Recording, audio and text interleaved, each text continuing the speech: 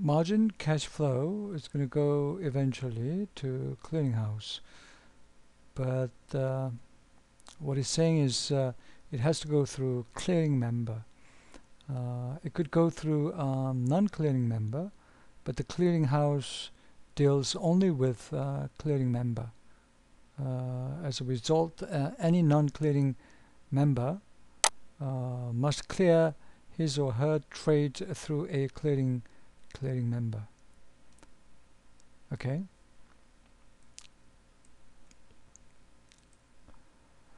When you close your future position, you could wait till maturity date or expiration date and deliver. That means this futures contract is not closed out before maturity. So it's settled by delivering the asset that underlies the contract. A delivery take place at a certain location at certain times under the rule specified by a future contract. But when there is an alternative about what is delivered and where it is delivered and when it is delivered, it is short position holder who make a choice. And in recent year, exchanges, futures market introduced some of future contracts that allow completion through cash settlement. Stock index future and Eurodollar futures are two prime example.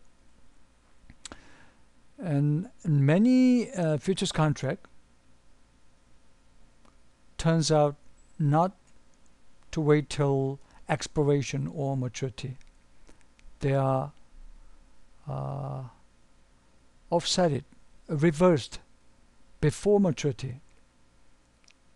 In fact, most futures contracts are completed through offset or offsetting trade. Reversing trade are all meant to be the same, okay? These are the statistic. It shows most futures contracts are completed by offsetting trade.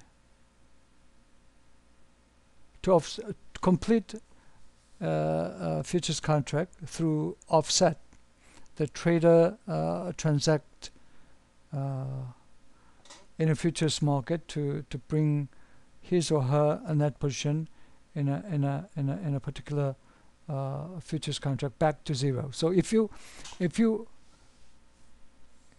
bought the contract to close out to offset, you sell the same amount of futures contract, but then your net position is going to be zero.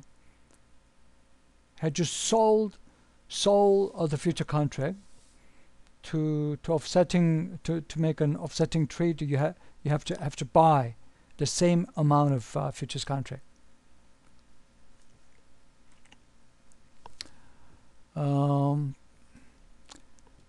Futures contract vary depending on underlying asset, but this graph shows that financial futures are the biggest type of underlying asset. These are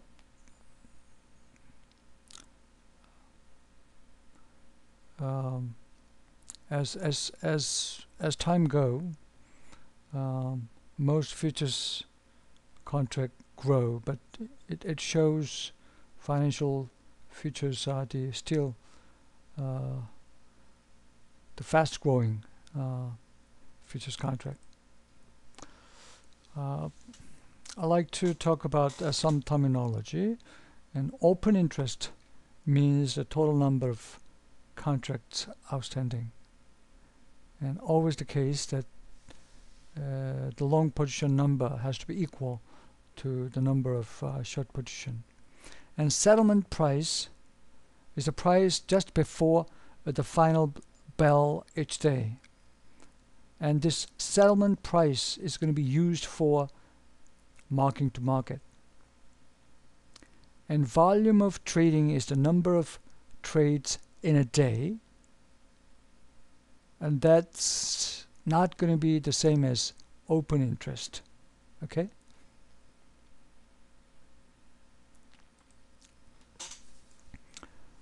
On expiration or maturity date, future or spot cash price gonna equal to each other, but before expiration or maturity date, there's a difference, and this difference is known as basis.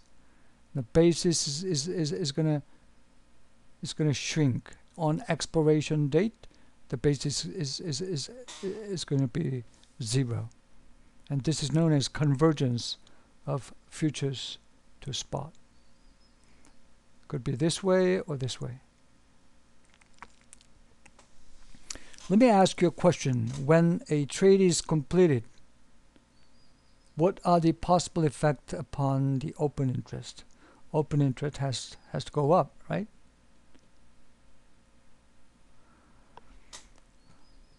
And can the volume of trading in a day be greater than the open interest?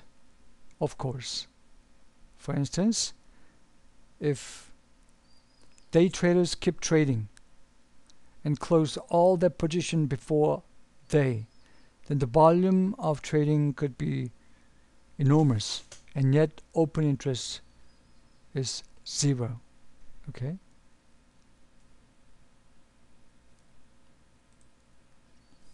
And regulation of future. Regulation of future is designed to protect the public interest.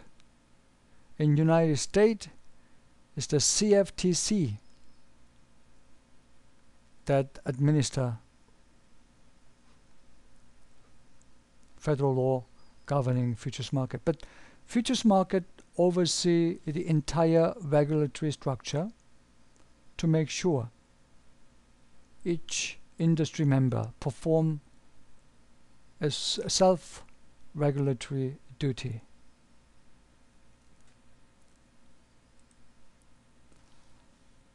And this is an interesting story about onions. In United States, they have a variety of agricultural future, but they don't have onion future. For those who are interested in this story, please take a look at it. And these are real example of silver futures market. The Hunter brothers, they control, sort of manipulate silver supply in cash market, and trying to make a profit in the silver futures market. But then CFTC step in, and they got really pinned down. And here I think there was some sort of a soybean crisis in around this time. But then one of Italian company that has some control over soybeans, trying to manipulate the market, and CBOT steps in, and they got nailed down again. Accounting and taxes. I want to take a look at it, and well, I think I'm going to stop and proceed.